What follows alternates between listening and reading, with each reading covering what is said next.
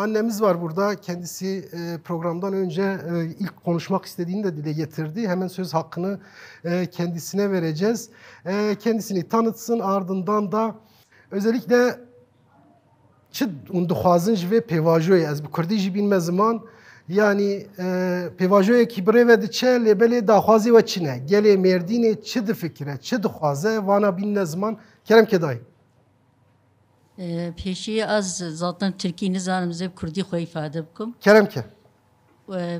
Pêşî ez bi xêrhatina mêvanê vê dê dikim û medya TV ev îmkana godayî me silavê xwe ji rojname bawanî ware teve dişînim.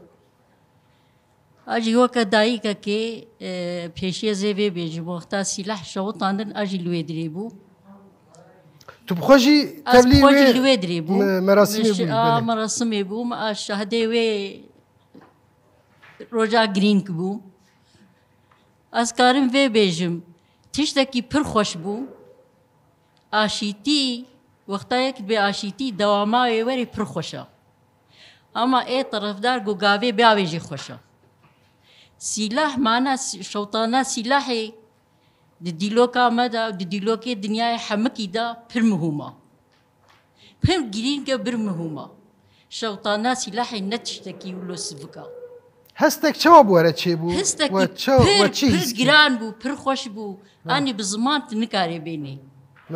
Pir ji jêr divê pir tu nikarî bênî ziman. Wexta ew sîlahata şewtandinê mana wê anî niha wexta tu sîlahê deynê ayriya wexta tu teslîm bike ayriya wexta tu bişewtênê ayriya. Mana xwe pir mezin e. Ama ê terefê wê got bibînê. Wexta ê terefê wê bibînê gerek li wê dirê wexta sîlahata şewtandin gav hatiba navêtin. Gerek gav hatiba navêtin ew hevalê got ew sîlah 3 salî, 20 sala, 32 sala, 33 sala di navê de ne ew sîlah ji milê xwe danî şewita gerek ew heval îro li vê dirê bê. Tevlî civaka me bibe siyasetê bike. Yani onu viya wek daxwazekî tîne ziman. Weke daxwazekî min e, weke daxwazê gelê me jî ye. Gelê me jî enî vê dixwazê. Dixwazê ew rê vebe. Ew sîlah jî ji bo nîvlo hate şewtandin. Ji bo nî rê vebe. Ya diduwa ti samîmîtiya dewleta Tirk em niha nabînin hekûmetê. Erê behweriya me bi rêz Abdullah Öcalan heye. Gerek behweriya me bi gelê me jî hebe. Bi me bixwe jî hebe. Em bixwe jî gerek serê wê de yekbûna xwe em çêkin. Yekîtiyê. Her çarparçê Kurdistanê û miletê me tev de gerek em yekîtiyê çêkin. Em hêja bikin, em yekîtiya xwe çê nekin. Em bi destê bi rêz Abdullah Öcalan li wê dê xort nekin. Ew li wê dê bi tenê çê nabe. Gerek yekîtiyê ki çê bibe, got destî wî xort bibe, ê qarşê me jî bibîne. Heta gavê bavê jî. Naxwe wilo qolayî gavê navê jî. Anî vî miletî pir dîtiye. Pir dîtiye. Me zarokê xwe me kezeba xwe daye. Yani ne bekliyorsunuz bu süreçten? Özellikle genç kesim ciddi manada problem yaşıyor. Ülkenin tamamında böyle. Biraz daha işte buradan nasıl görünüyor bu ve özellikle de olması gereken ne? Biraz bunun üzerine konuşalım. Devran Şan, inşaat mühendisiyim. Ben de bir TÜMOP üyesiyim. Böyle şeye katıldım buraya.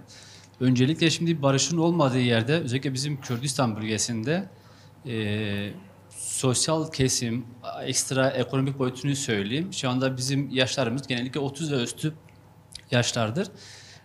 Genç birey arkadaşlarımız işsiz kalıyor.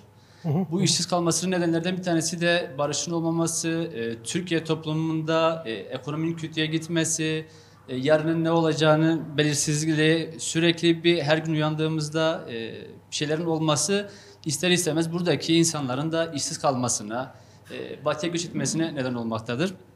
Eğer ki barış olduğu zaman Türkiye güzel bir refaha kavuşacak. Ekonomik anlamda her şey güzel olacak. Özellikle mesela 2012 yıllarında hatırlıyoruz. Türkiye'de barışın hakim olduğu bir dönemde Bütün insanlarımız mutluydu. Bütün insanlarımız refah düzeyi yüksekti. Ama sonrasında 2013'te başlayıp da 2015'te biten çözüm sürecinden sonra özellikle ekonomi boyutunda genç arkadaşlarımızın çoğu işsiz kaldı. Özellikle bundan dolayı Batı'ya göç etmek zorunda kaldılar. Bu neden kaynaklandı? Bu çözüm sürecinden dolayı oldu. Niye böyle bir şey oldu? Şimdi mesela örnek diyelim ki Mardin'de istediğimiz şekilde bir yatırım yok. Yatırım niye olmuyor? Bunu biz çözüm sürecine bağlayabiliriz. Çünkü kimse yatırım yapmak istemiyor buraya. Yatırım yapmadığı zaman da işsizlik oranı artıyor.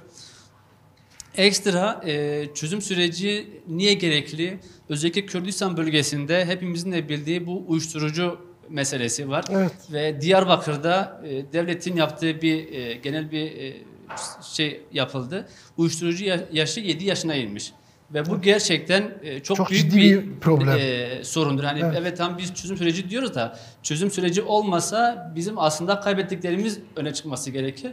Ve bu konuda özellikle DEM Parti son 6 aydır Diyarbakır'da bununla ilgili ciddiyetinin farkına varıp her ay belli başlı yürüyüşler, belli programlar yapıyor. Tabii bu neyden kaynaklanıyor? Daha önceki çözüm sürecinin öncesi 2013 ve öncesinde uyuşturucu bu kadar rahat kimse satamıyordu. Yani bunu hepimiz biliyoruz. Ama çözüm süreci bittikten sonra devlet de artık diyor ki yani ben niye karışayım? Onlar birbirlerini yesinler. Ne yapıyorlarsa yapsınlar. Çünkü Kürdistan bölgesinde böyle bir konu hakim. Sadece uyuşturucu değil. Bugün Şırnak'ta olsun, Hakkari'de olsun bizim ormanlarımız talan ediliyor. Sadece ormanlara kalmayıp her yerde santraller üretiliyor, barajlar yapılıyor. Bu sadece ekonomik değil, sosyo-ekonomik her türden bize etkisi oluyor.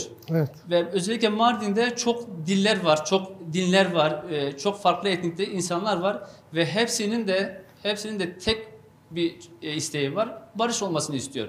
Ve hepimiz inanıyoruz ki barış olduğu zaman gerçekten Türkiye'de insanlar çok güzel bir yaşama sahip olacaklar. Ve sadece Kürtler değil, Türklerin de belli bir kesimi zaten bunu istiyor. Çözüm sürecini istiyor, barışın olmasını istiyor. Ekstra şunu da belirtelim, bitirmeden lafımı. Bu süreci başlatan Sırrı Süreyya Önder'i de burada saygıyla anıyorum ve buraya gelen bütün konuklarımıza, misafirlerimize, sizlere de saygı ve sevgiyle selamlıyorum. Biz de teşekkür ederiz. Önemli belirlemelerdi. Aramızda kadın arkadaşlar da var. Kadın kurumlarını temsilen söz hakkı verelim. Özellikle de çok önemli biliyorsunuz yani kadınların yaşadığı problemler, toplum içerisinde yaşadıkları ve genel anlamıyla savaşın kadın üzerine etkileri ciddi manada çokça tartışılan, çokça konuşulan, her zaman gündeme getirmeye çalıştığımız bir mevzu. Siz nasıl görüyorsunuz? Emel Orhan, Mardin Şahmaran Kadın Platformu adına burada bulunuyorum. Hepinizi saygı ve sevgiyle selamlıyorum. Ben biraz daha barışın kadın yüzüne değinmek istiyorum. Evet. Barış bizim için yalnızca silahların değil, eşitlik, adalet ve özgür yaşamdır. Ama bugün önümüzde bir gerçeklik var ki o mecliste kurulmuş 51 kişilik komisyonda sadece 10 kadın bulunmakta. Bu tablo barışın toplumsallaşmasının önündeki en büyük engellerden biridir. Yani o kadın eşitsizliğinin kadına dönük yapılması gereken... Aynen, 51 kişiden sadece 10 tane kadına yer verilmiş.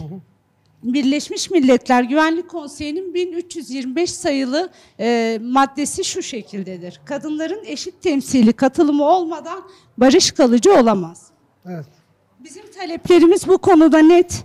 Eşit temsilin sağlanması, toplumsal cinsiyet perspektifinin tüm maddelerde yer alması, kadına yönelik şiddetin köklü bir şekilde bitirilmesi için acil eylem planının hazırlanması ve bunun uygulanması, kadınların sosyal ve ekonomik olarak güçlendirilmesi, denetlenebilirlik açısından izlem komisyonlarının oluşturulması ve en önemlisi aslında bugüne kadar yüzleşemediğimiz acılarla ve gerçeklerle yüzleşebilmek için acil bir şekilde hakikat ve adalet komisyonlarının kurulması gerekmektedir. Evet.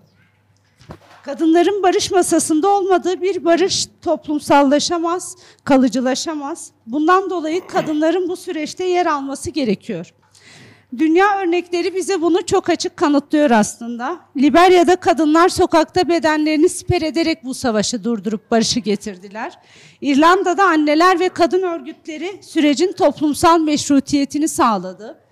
Kolombiya'da kadın örgütleri barış antlaşmalarında eşitlik ilkelerini yarattı ve unutmayalım, Kürt kadınlarının mücadelesi ve barış annelerinin onurlu ısrarı sayesinde bugün bu masa kurulabildi. Evet. Şimdi kadınlar olarak barışı örme ve yayma zamanıdır diyoruz. Biz kadınlar biliyoruz ki kadın özne değil, kadın özne değil ve kadının olmadığı yerde barış sadece sessizlik olur.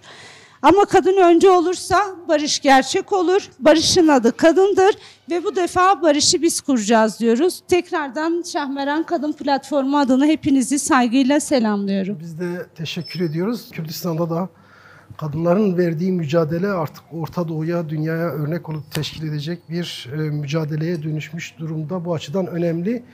Arka tarafta bir genç arkadaşımız var. Ona söz hakkı verelim. Evet. Sizin de düşüncelerinizi alalım. Merhabalar, ben de Sabri Atlı. Yani kendimi kısaca tanıtmam gerekirse yurtsever bir Kürt genci olarak kendimi tanıtmak istiyorum. Başta barış anneleri ve tüm arkadaşlarımızı saygıyla selamlıyorum. Türkiye Cumhuriyeti'nin kuruluşundan beri ulus devlet modeli Kürtleri yok saymıştır. Ulus devlet modeli ile Kürtlere karşı yapılan inkar imha politikalarına maruz kalmıştır. Yani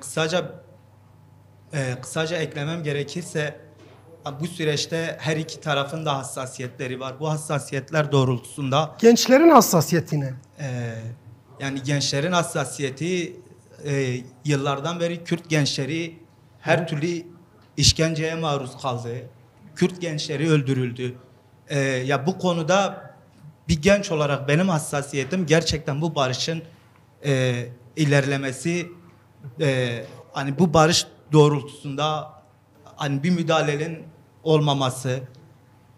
Yani baktığımız zaman halen bile işte terörsüz Türkiye söylemi, açıkçası ben bu söylemi doğru bulmuyorum. Çünkü terörsüz Türkiye diye bir şey yok. Ortada bir Kürt sorunu var. Evet. Yani başta tamam, her iki tarafın hassasiyetleri var, bunu anlıyoruz. Ama terörsüz Yani Türkiye diyorsunuz ki dediğiniz dil ve zaman, üslubun da bir şekilde değişmesi gerekiyor. aynen artık. terörsüz Evet. Türkiye dediğiniz zaman şimdi sen hani Kürt annelerinin, barış annelerinin hassasiyetlerini göz ardı edersen, yani terörsüz Türkiye diye bir hani barış süreci yürütmek doğru bulmuyorum. Hani o söylemin kesinlikle değişmesi lazım. Arkadaşlar, yasal sürece dair hem barış anneleri hem diğer aktivist ve misafir katılımcılarımız siyasal sürece dair birçok şeye değindi. Ben pek fazla ona girmek istemiyorum, hani zaman darlığından dolayı. Ben bu coğrafyanın en kadim haklarından olan bir Süryani gözüyle biraz bir şeyler, duygularımı ifade etmeye çalışacağım. Şimdi bu coğrafyaya baktığınız zaman 5-6 bin yıldan beri bu coğrafyanın kadim haklarından Süryaniler bu ulus devlet mantığı yüzünden adeta her şeyleri ellerinden alınmış. Özellikle bu 100 yıldır yani devletin bu tekçi anlayışı, bu özellikle Mardin'deki dünyaya sürekli hani halklar ve inançların bir arada yaşadığına dair göğsümüzü gere gere anlattığımız Mardin'de aslında yıllardır bu renkler aslında bu sistem tarafından yok edilmiş ve hani Anadolu'nun solan rengi diye artık tabir edilir Süryaniler. Şimdi 27 Şubat'ta Sayın Abdullah Öcalan'ın barış ve demokratik toplum çağrısını sanırım bu coğrafyada en iyi anlayan halklardan biri Süryanilerdir. Çünkü bu barışa en çok ihtiyacı olan Süryaniler çünkü yok edildi adeta. Kürtler bir nebze hani nüfus itibariyle şanslılar çünkü hala mücadele edebilecek nüfusları var. Ama Süryaniler maalesef bu coğrafyadan tamamen yok edildi.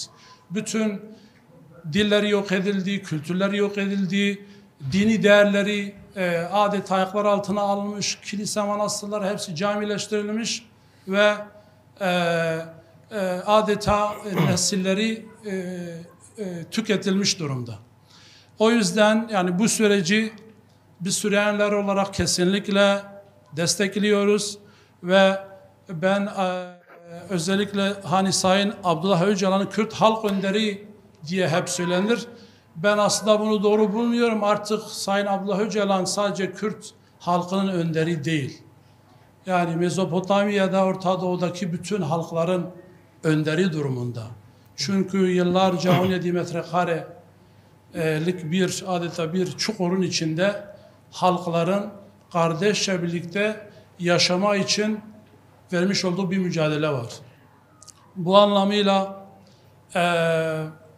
bu barışı toplumsallaştırmalıyız ve özellikle hani dünyadaki örneklerine baktığımız zaman önce yasal düzenlemeler yapılır, antidemokratik yasalardan kaldırılır ve ondan sonra son olarak silahlar bırakılır.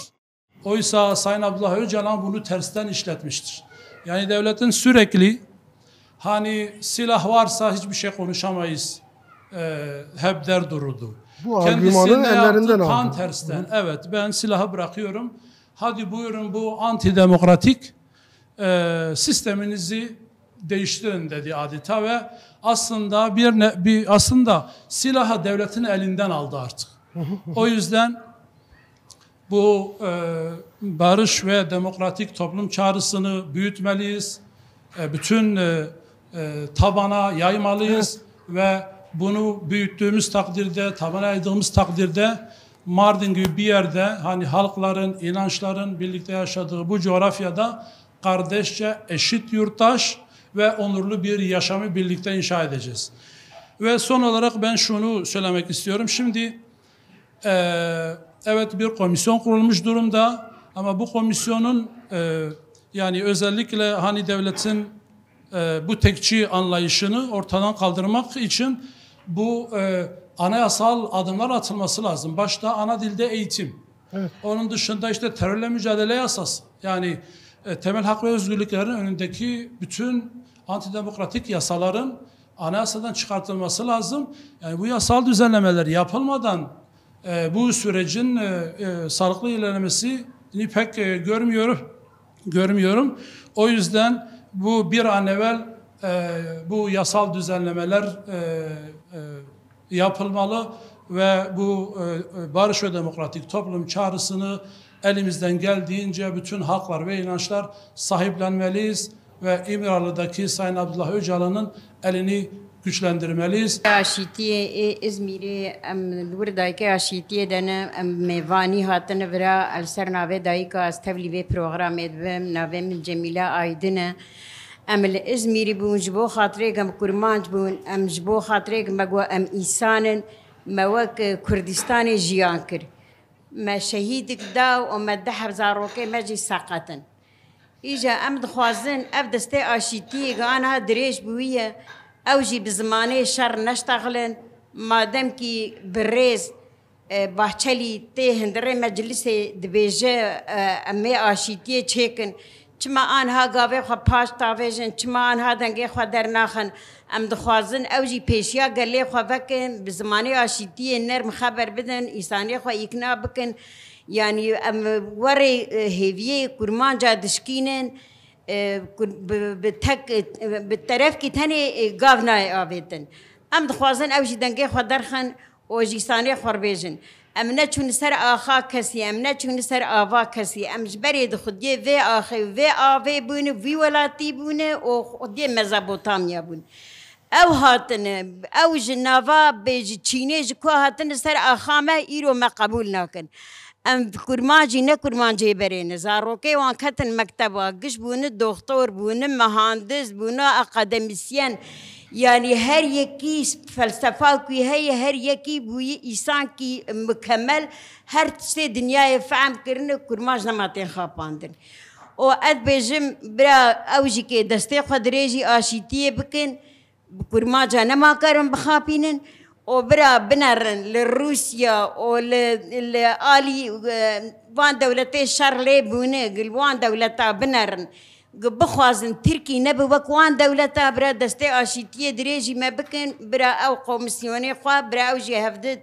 gotina serê hev xin o bira çêkin vê aşîtiyê yani bê wê kurmanc bixapin nema kurmanca tişkî gunda bikin tineye zarokê tişkî kurmanca tune zarokê wan zarokê xwe divê riyê didane wekî divê çi bidin malê xwe dane canê xwe dane jê zêde tişkî ditineye em dixwazin ge ev îsan jî destê xwe dirêjî aşîtiyê bikin û malê wan çûyî canê wan çûyî zarokê wan çûyî hîn jî devê wan vedibê de em divê em aşîtiyê dixwazin kesik wek îsanê kurmanc ji bo xatirê werê dilê wan nizm bû û dilê wan ne bikîn bû heya anha ne devleta wan çêbûyî û ne kînc kesî girtine bi heyan ha bi vê îsanetiya xwe bi vê merovotiya xwe wan winda kiriye jinha pê ve her tij elimîn û xwendin û zanabûn nema tên xapandin bira Tirkî van baş vî hişê xwe serê xwe xe bira zanibek nema kurmanc tên xapandin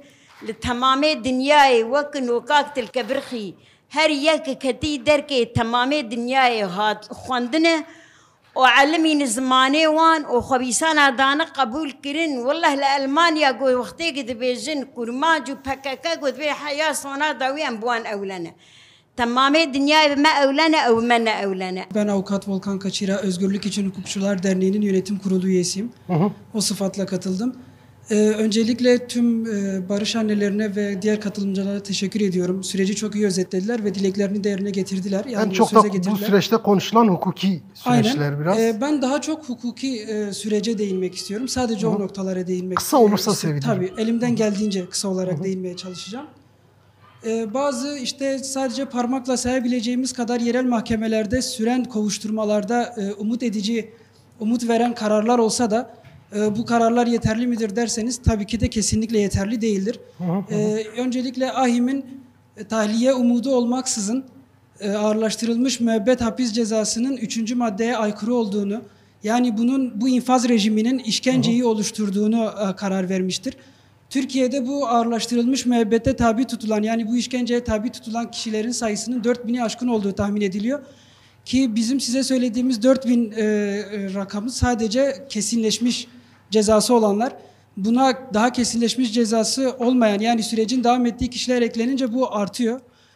Sözleşmede işkence kesinlikle yasak hale getirilmiş olsa da Avrupa İnsan Hakları Mahkemesi'nin Abdullah Öcalan 2 ve Gurban grubu kararlarına baktığımızda Türkiye'nin infaz rejiminin işkenceyi sistematize ettiği, kurumsallaştırdığı görülüyor.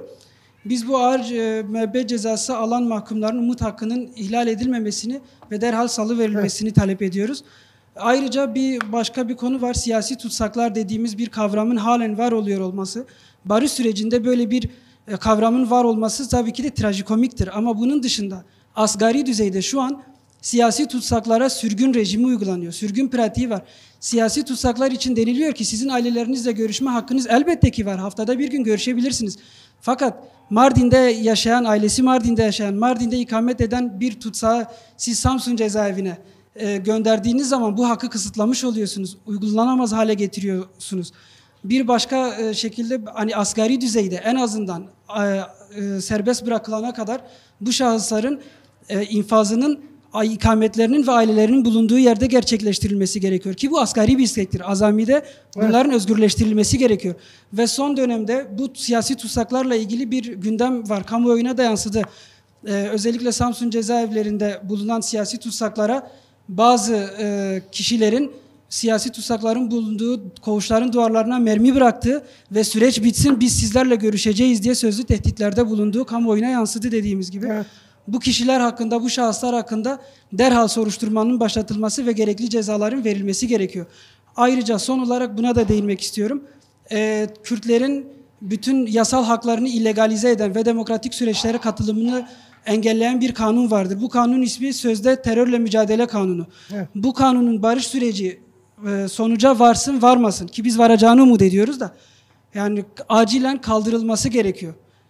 Bu mülganın da bu süreçte yaşanması devletin de samimiyetini gösterecek, tutarlılığını gösterecek yegane adımlardan biri haline gelebilecektir. Bu sebeple TMK'nın kaldırılmasını talep ediyoruz.